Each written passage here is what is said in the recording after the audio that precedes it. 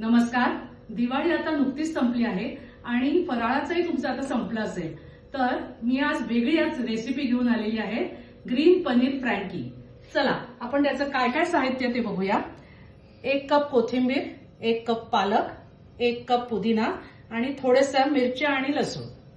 मी आता पालक, पुदिना, कोथिंबीर, लसूण आणि मिरच्या हे मिक्सरमधनं काढून घेते.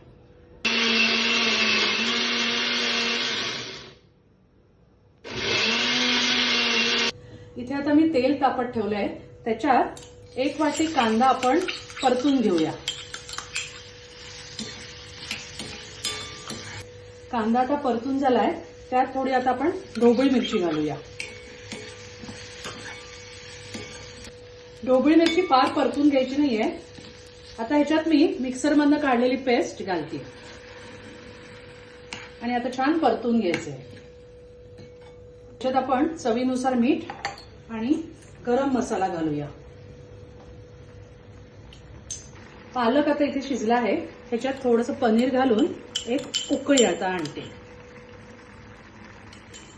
आता या ग्रेव्हीला दाटसरपणा येण्यासाठी त्याच्यात मी आता 2 चमचे कॉर्नफ्लोअर घालते.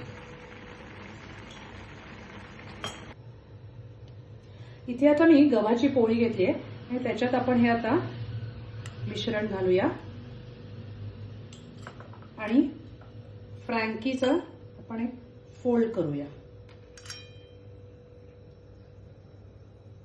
इथे आता मी पॅन गरम करायला ठेवलाय आणि त्यात बटर घातलंय आणि मी आता इथे फ्रँकी ही भाजून घेणार आहे. आता फ्रँकी आपण दोन्ही साइडनी छान भाजून घेऊया.